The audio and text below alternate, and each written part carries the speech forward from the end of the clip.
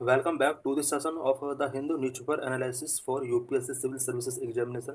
Today we will discuss only three issues. The first issue is related to major issues and challenges related to fiscal federalism in India. Second issue is related to artificial intelligence. And the third issue is AstroSat, India's first space observatory completes a decade among the stars. So let's discuss all the issues in detail.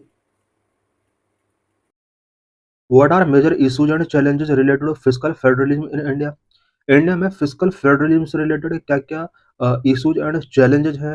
How says and surcharge decrease the share of state? Says and surcharge ने किस तरह से state के share को decrease किया है? इससे related कुछ इंपॉर्टेंट पॉइंट्स हम इस लेक्चर के अंदर डिस्कस करेंगे. Why news? Various southern state governments such as Kerala, Tamil Nadu, and Karnataka have highlighted many issues related to fiscal federalism in India. Southern state such as Kerala, Tamil Nadu and Karnataka ने India में physical federalism से related मैंने issues को highlight किया है. Newly constituted 16th finance commission should address complaints of increasing vertical and horizontal inequality in devolution. Southern state alleges that centre is discriminating against non India state. Is the centre being inequitous in state transfer? Newly elected 16th finance commission को vertical and horizontal devolution से related जितने भी complaints हैं state की, इन सभी को address करना चाहिए. सदर्न स्टेट ने सेंट्रल गवर्नमेंट पर ये एलिगेशंस पुट किए हैं कि नॉन इंडिया स्टेट के अगेंस्ट ये डिस्क्रिमिनेशन कर रही है. क्या सेंट्रल गवर्नमेंट स्टेट ट्रांसफर के रिस्पेक्ट में इनइक्विटी शो कर रही है? इससे रिलेटेड हम वेरियस पॉइंट्स इस आर्टिकल के अंदर डिस्कस करेंगे. What are two disturbing trends in domain of vertical devolution which needs urgent redressal? Vertical devolution से रिलेटेड टू डिस्टर्बिंग ट्रेंड्स क्या चल रहे हैं जिनको अर्जेंटली रिड्रेस करना होगा. First, union government want to keep a large share of its proceeds out of divisible pool, so they do not want share with state. Union government चाहती है कि जितनी भी इसको प्रोसीड्स रिसीव होती हैं इसका एक लार्ज पार्ट वो डिविजिबल पूल से आउट रखे. ये सेंट्रल गवर्नमेंट की कोशिश है. Secondly, centre has also not been devolving the share of net proceeds to state as mandated by the successive finance commission. दूसरा, सेंटर गवर्नमेंट जो लास्ट कुछ ईयर्स में एक डिस्क्रिमिनेटिंग अप्रोच फॉलो कर रही है वो ये है कि फाइनेंस कमीशन के द्वारा जितने भी रिकमेंडेशंस स्टेट के लिए ट्रांसफर करने के लिए किए जाते हैं सेंट्रल गवर्नमेंट उतना शेयर स्टेट को डिवॉल्व नहीं कर रही है. इट मीन्स यहाँ पर ये डबल चैलेंज हो गया. नंबर वन चैलेंज कि एक तो जो नेट प्रोसीड है सेंट्रल गवर्नमेंट के पास उस प्रोसीड में से वो उसको फुल्ली तरीके से डिवॉल्व नहीं करना चाहती है स्टेट के लिए. दूसरा, फाइनेंस कमीशन के द्वारा जो भी रिकमेंडेशंस किए जा रहे हैं उसको भी सेंट्रल गवर्नमेंट फुलफिल नहीं कर रही है. Issues related to net proceed, corporation tax, custom duty, cess and surcharge. Net proceed, corporation tax, custom duty, cess and surcharge से रिलेटेड क्या क्या इश्यूज हैं? द नेट डिविजिबल पूल और net proceed is that part of gross tax revenue from which a share would have to be vertically devolved by the union to all state. Net proceed या फिर net divisible pool ये gross tax revenue का वो part होता है जिसको union government के द्वारा ऑल स्टेट के लिए वर्टिकली डिवॉल्व करना है. These shares are designed by each finance commission for a 5-year period. ये जो शेयर होते हैं ये एवरी फाइनेंस कमीशन के द्वारा जो 5 ईयर पीरियड के लिए ये शेयर फाइनेंस कमीशन के द्वारा रिकमेंड किया जाता है. अर्लियर और corporation tax and custom duties were fully used by the union. Only income tax and excise duties were shared with the state. In constitutional amendment 2000 all taxes of the union were added to the net proceed. 2000 से पहले all corporation tax and custom duties इसको fully तरीके से union government use करती थी. But 2000 में एक amendment किया जाता है. उस अमेंडमेंट के according corporation tax and custom duties को अब नेट प्रोसीड के अंदर यहाँ पर ऐड कर दिया गया. 2000 से पहले income tax and excise duties को सिर्फ स्टेट के साथ शेयर किया जाता था. But sage and surcharge under Article 270 and Article 271 were kept out of the net proceed. The share of sage and surcharge in the gross tax revenue was 18.2% in 2019-20, 25.1% in 2020, and 28.1% in 2021. Constitution के article 270 and 271 के according says and surcharge को net proceed से out रखा गया है.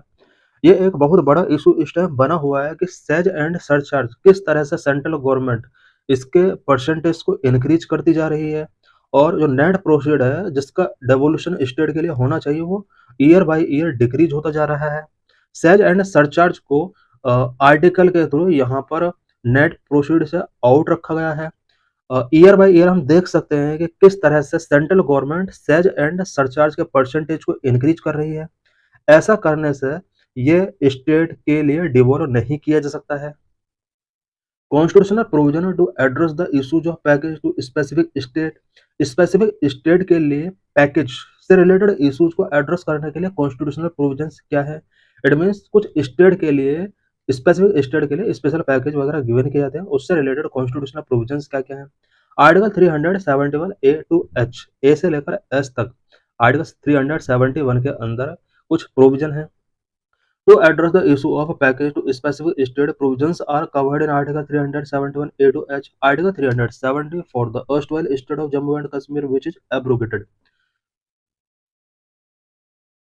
Specific state के लिए package से रिलेटेड इश्यूज को एड्रेस करने के लिए कॉन्स्टिट्यूशन के आर्टिकल 371 ए टू एच के अंदर प्रोविजन किए गए हैं। आर्टिकल 370 जो कि जम्मू एंड कश्मीर के लिए था, इसको अब एब्रोगेटेड कर दिया गया है। Additional grant under article 282, article 282 के अंदर क्या प्रोविजन किए गए हैं। एडिशनल ग्रांट में भी need based provision under article 282 विच fall under miscellaneous financial provisions. Constitution का आर्टिकल 282 के अंदर किसी भी स्टेट के लिए एडिशनल ग्रांट गिवन किया सकता है, और इसके लिए यहाँ पर मिसलेनियस फाइनेंशियल प्रोविजंस किए गए हैं। Special package these are purely discretionary which are depend purely on the bargaining power of some state level political parties. Special package जो गिवन किए जाते हैं ये सेंट्रल गवर्नमेंट की डिस्क्रिशनरी पावर होती है। ये डिपेंड करता है कि state level political party central political party के साथ किस लेवल का बार्गेनिंग करते हैं। जितना बेटर बार्गेनिंग होगा उतना ही स्पेशल पैकेज हाई होगा। Article 275 disbursement of grant to state in need of assistance as provided in article 275। Constitution के आर्टिकल 275 के अंदर प्रोविजन किया गया है कि सेंट्रल गवर्नमेंट किसी स्टेट के लिए अगर स्पेशल असिस्टेंट प्रोवाइड कराना चाहती है, आर्टिकल 275 के अकॉर्डिंग ग्रांट्स डिसबर्समेंट कर सकती है। Article 280 the finance commission is constituted by the president every 5 years or earlier to make recommendations regarding the distribution of a share of taxes collected by the union to the state and how this is to be distributed among the state as per article 280। Constitution का article 280 के according president every 5 years में finance commission constitute करता है, जो कि state के union के द्वारा कलेक्ट किए गए टैक्स में से स्टेट के लिए शेयर किए जाने वाले टैक्स से रिलेटेड रिकमेंडेशंस गिवन करता है।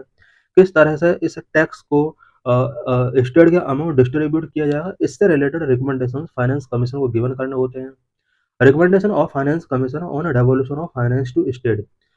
15th फाइनेंस कमीशन के क्या क्या रिकमेंडेशंस रहे हैं स्टेट को फाइनेंस डेवलप करने से related. Now 16th finance commission is in existence. 15th finance commission recommendations given below. Present में 16th फाइनेंस कमीशन एग्जिस्टेंस में है, पर इससे पहले 15th फाइनेंस कमीशन के क्या क्या रिकमेंडेशंस थे स्टेट के लिए फाइनेंस डेवोल्यूशन से रिलेटेड, वर्टिकल डेवोल्यूशन से रिलेटेड क्या क्या रिकमेंडेशंस थे। Share of central tax for state. State are recommended to receive 41% of the divisible pool of central taxes, less than the 42% share recommended by the 14th Finance Commission. 15th finance commission ने ये recommend किया कि सभी state के लिए overall net proceed का 41% share यहाँ पर करना होगा। इट मीन्स जो डिविजिबल पूल है सेंट्रल टैक्स का उसमें से 41% स्टेट को डिवॉल्व करना होगा सेंट्रल गवर्नमेंट को। 14th फाइनेंस कमीशन ने यही जो परसेंटेज था वो 42% रखा था। Exclusion from divisible pool the next collection expense says and surcharge revenue from union territories and national calamity contingent duty. Finance commission ने रिकमेंड किया कि जो भी डिविजिबल पूल होगा उस डिविजिबल पूल में से expenses says and tax collection expenses says and surcharge UT के द्वारा जो भी रेवेन्यू कलेक्ट किया गया है उसको सब्ट्रैक्ट करना होगा। And national calamity contingent duty, इससे रिलेटेड जितने भी प्रोसीड हैं उनको यहाँ पर एक्सक्लूड कर दिया जाएगा। Horizontal distribution parameter, horizontal distribution parameter क्या थे 15th फाइनेंस कमीशन के? Parameter weightage, income distance 45% weightage था, पॉपुलेशन का 15% weightage, demographic performance 12.5%, state area 15%, forest and ecology 10%, tax and physical effort 2.5%। इसका मीनिंग ये हुआ है कि जिस स्टेट की इनकम सबसे ज़्यादा होगी उसको सबसे ज़्यादा यहाँ पर फंड का डेवोल्यूशन किया जाएगा। पॉपुलेशन के बेस पर 15% है एंड डेमोग्राफिक परफॉर्मेंस के बेस पर 2.5%, स्टेट एरिया के बेस पर 15%। इसी तरह से यहाँ पर कुछ पैरामीटर्स गिवन है। What are various issues and challenges related to cooperative fiscal federalism? Cooperative fiscal federalism से related various issues and challenges क्या क्या है? Number one, the decreasing share of state in central taxes. Central taxes में state का share decrease हो रहा है, सबसे बड़ा इशू है।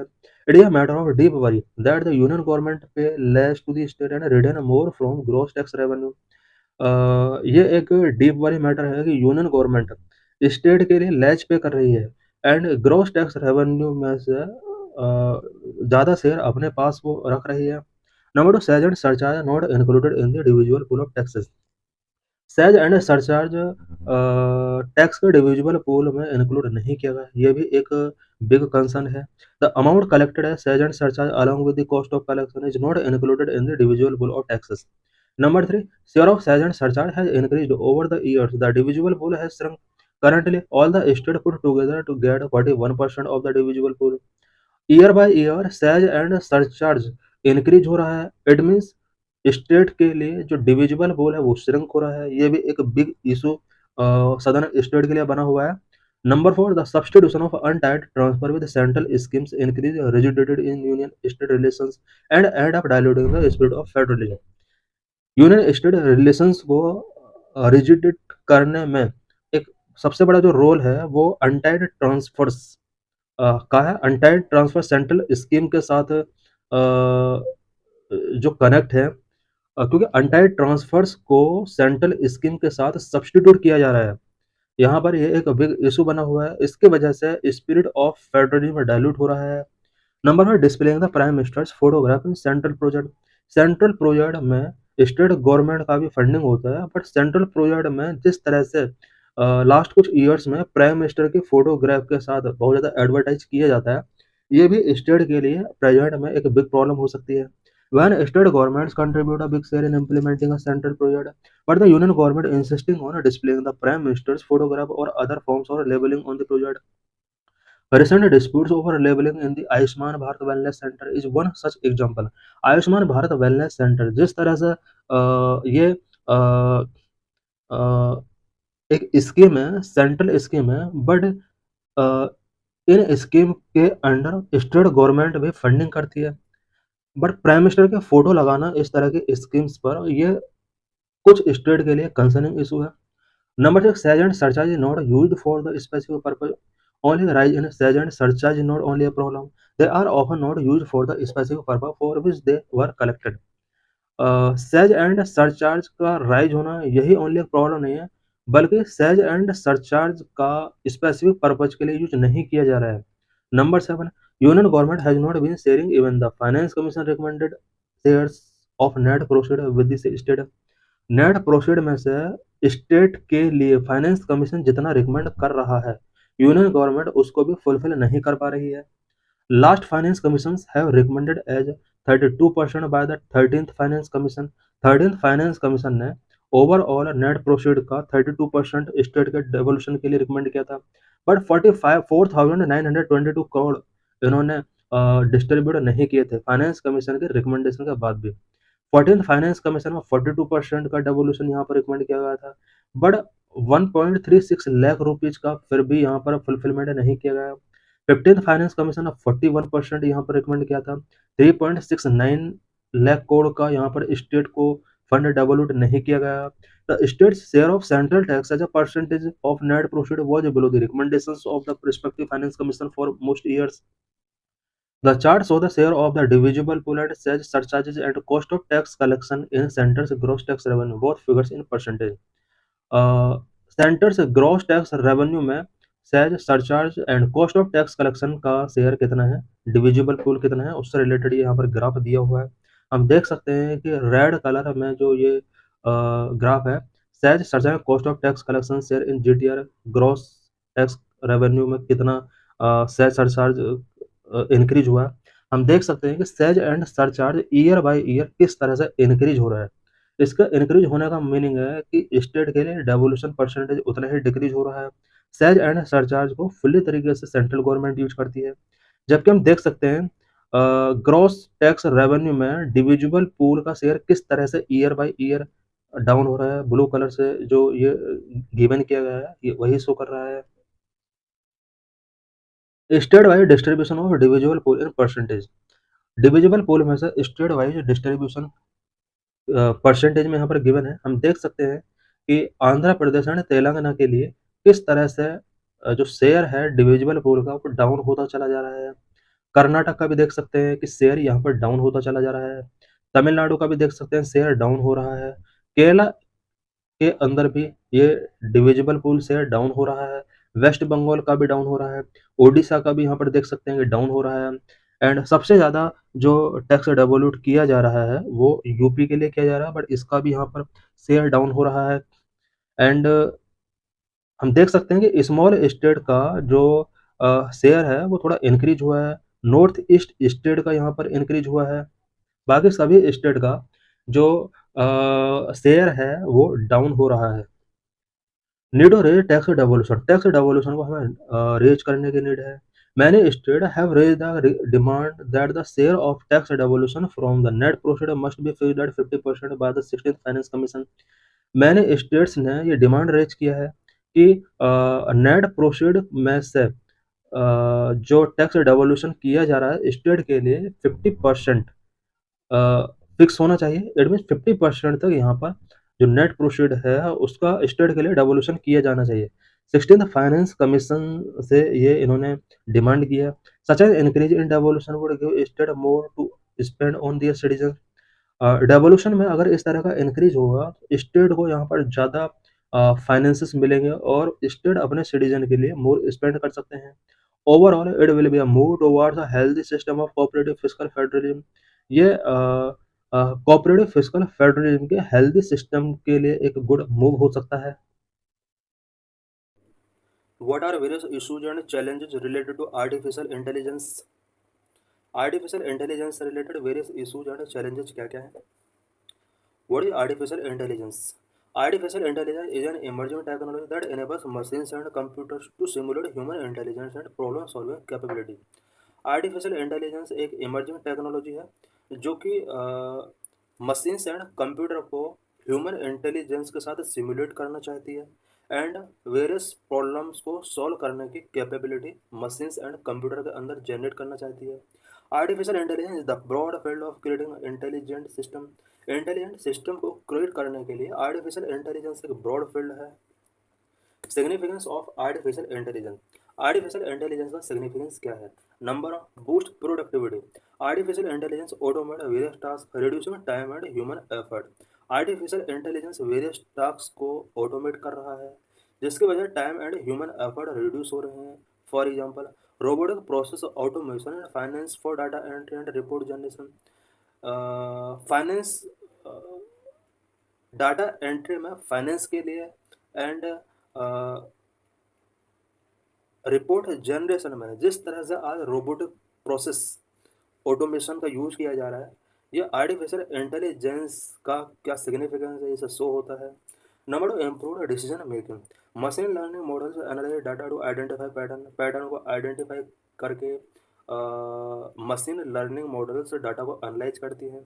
For example predictive analytics in retail for demand forecasting. Number three, task accuracy. Artificial intelligence system can handle repetitive and big task with high accuracy. Repetitive and big task को high accuracy के साथ artificial intelligence system handle कर सकता है। For example, chatbots for customer service inquiry in various industries। आज various industries में customer service inquiry के लिए chatbots का यूज किया जा रहा है। Number four, consistent outcomes। Artificial intelligence algorithm follow defined rules which ensure consistency across process. Artificial intelligence defined rules को फॉलो कर रहा है, जिसके थ्रू अक्रॉस प्रोसेस कंसिस्टेंसी को इंश्योर किया जा सकता है। For example, credit risk assessment in banking using machine learning models. Machine learning models का यूज करके आज बैंकिंग सेक्टर में क्रेडिट रिस्क असेसमेंट किए जा रहे हैं। Number 5, new frontiers. Artificial intelligence enables breakthrough in health care, education and research. आज artificial intelligence का यूज एवरी सेक्टर में सच as health care, education and research purpose के लिए किया जा रहा है। Example, A I assist in drug discovery and personalised medicine. आज A I drug discovery and personalised machine में असिस्ट कर रहे हैं। Concern related to artificial intelligence. Artificial intelligence से रिलेटेड क्या क्या कंसर्न है? नंबर 1, जॉब लॉस, जो कि एक बिग कंसर्न है।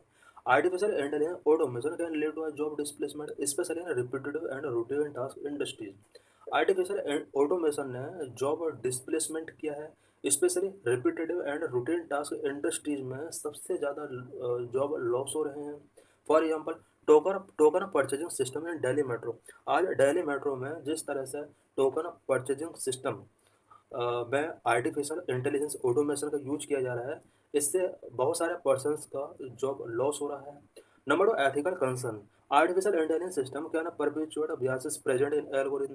एल्गोरिथम में जो भी biases प्रेजेंट हैं आर्टिफिशियल इंटेलिजेंस सिस्टम इससे रिलेटेड वेरियस कंसर्न रेज करता है। For example, facial recognition system showing Beas against certain ethnicity.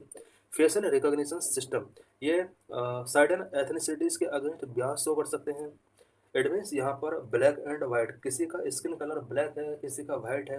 हो सकता है कि आर्टिफिशियल इंटेलिजेंस वाइट कलर को आइडेंटिफाई कर पा रहा है, बट वो ब्लैक कलर को आइडेंटिफाई नहीं कर पा रहा है। ये एक तरीके से सर्टेन एथनिसिटी के अगेंस्ट बियास है। Number 3, potential misuse. Artificial intelligence का मिसयूज किया जा सकता है। Artificial intelligence technologies can be misuse for malicious purpose like cyber attack. कुछ malicious purpose like cyber attack के लिए भी आर्टिफिशियल टेक्नोलॉजीज का आज यूज किया जा रहा है। For example, D fakes can be use for spreading miss information and propaganda. Miss information and propaganda को स्प्रेड करने में डीप फेक्स आज बहुत ज़्यादा यूज किए जा रहे हैं। Number 4, data dependence. For effective training and learning, AI models require large, high quality data set. Artificial intelligence models को लर्निंग कराने के लिए, ट्रेनिंग गिवन करने के लिए large high quality data set की नीड होती है। For example, inaccurate medical diagnosis due to incomplete patient data. Number 5, lack of human traits. Artificial intelligence lack human qualities like emotional intelligence, creativity and empathy. Artificial intelligence के अंदर human qualities नहीं है, such as emotional intelligence नहीं है, creativity इनके पास नहीं है and empathy इनके पास नहीं है। For example, chatbot could not provide emotional support in mental health applications. Mental health applications में चैटबॉट कभी भी पर्सन्स को इमोशनल सपोर्ट प्रोवाइड नहीं कर सकता। Number 6, high cost. Developing and implementing artificial intelligence system can be costly. Artificial intelligence system को develop करना, implement करना वेरी कॉस्टली हो सकता है। For example, large investment require for AI research and development. AI research and development के लिए large investment की require होती है। Number 7, interpretability challenge. Complex artificial intelligence models can be opaque, which making it difficult to understand their decision-making process. Complex artificial intelligence models opaque हो सकते हैं, जो कि इनके डिसीजन मेकिंग प्रोसेस को अंडरस्टैंड करने में डिफिकल्टी फेस करा सकते हैं। For example, lack of transparency in AI based loan approval system. AI based loan approval system जो है, इसमें ट्रांसपेरेंसी का लैक है। Various initiatives in India to promote artificial intelligence. India में आर्टिफिशियल इंटेलिजेंस को प्रमोट करने के लिए गवर्नमेंट ने क्या क्या इनिशिएटिव्स टेकिंग किए हैं? Indian government and various organizations have taken several initiatives to promote the development and adoption of AI in our country. हमारे कंट्री में आर्टिफिशियल इंटेलिजेंस को डेवलप करने के लिए, अडॉप्ट करने के लिए Indian government and various organization ने सेवरल इनिशिएटिव्स टेकिंग किए हैं। Here are some key initiative. Number 1, national strategy for AI 2018 में आर्टिफिशियल इंटेलिजेंस से रिलेटेड यहाँ पर नेशनल स्ट्रेटजी अडॉप्ट की गई। It outline the mission, vision and comprehensive plan to leverage artificial intelligence for economic growth and social development. 2018 में economic growth and social development के लिए artificial intelligence का क्या रोल हो सकता है? इससे related comprehensive plan, vision, mission outline किया गया 2018 में, specially AI, national strategy for AI के through. Sector specific artificial intelligence initiative, artificial intelligence का सेक्टर स्पेसिफिक क्या क्या डिसीजन टेकिंग किए गए हैं? AI for all, to promote AI research and education, AI education and research को promote करने के लिए गवर्नमेंट ने एक इनिशिएटिव स्टार्ट किया, AI for all. Number 3, responsible AI for social empowerment, RAISE. RAISE means responsible AI for social empowerment. It aims to develop AI based solutions for social good. Social good के लिए AI based solutions क्या क्या हो सकते हैं? इससे related initiative such as RAISE India में start किया गया। Number 5, AI for agriculture, agriculture sector की प्रोडक्टिविटी एंड फार्मर के वेलफेयर को इम्प्रूव करने के लिए इंडिया में AI for agriculture initiative taking किया गया। Number 5, responsible AI for youth, to equip young people with necessary skill of AI. India में एआई से रिलेटेड स्किल को बूस्ट करने के लिए एक इनिशिएटिव स्टार्ट किया गया, responsible AI for youth.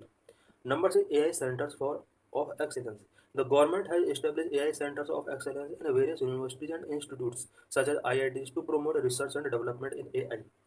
AI sector में रिसर्च एंड डेवलपमेंट को प्रमोट करने के लिए गवर्नमेंट ऑफ इंडिया ने AI centres of excellence establish किए, specially various universities institutions such as IIT जैसे इंस्टीट्यूशंस में एआई ऑफ एक्सेलेंस स्टार्ट किया गया। Number 7, future skill prime, India joint initiative by MeitY and NASSCOM, a skill development program aid at reskilling and upskilling IT professionals in emerging technologies including AI to bridge the talent gap। Future skill prime के under IT professionals, emerging technologies में IT professionals को reskilling करने के लिए, upskilling करने के लिए and talent gap को ब्रिज करने के लिए एक इनिशिएटिव टेकिंग किया गया, future skill prime. Number 8, India AI, it is the national AI portal of India. It serve as a knowledge portal और रिसर्च ऑर्गेनाइजेशन। इंडिया में एआई से रिलेटेड एक नॉलेज पोर्टल है, इंडिया एआई, ये India का national AI portal है। This is PYQ related to this article. India's first space observatory ASTROSAT complete 10 years. In this lecture, we will discuss about ASTROSAT. Why news? India's first dedicated space astronomy observatory ASTROSAT completed a decade of operation on 28 September.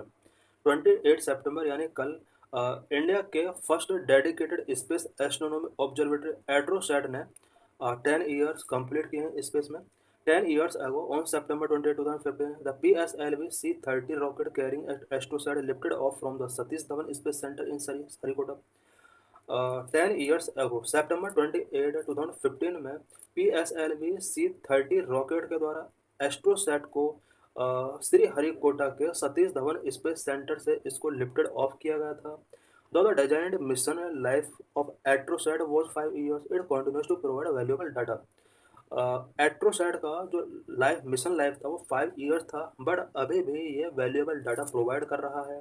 About AstroSat, AstroSat is India first multi wavelength space observatory launched by ISRO in 2015। AstroSat India का first multi wavelength space observatory है। It studies celestial bodies in X ray, ultraviolet and optical band simultaneously.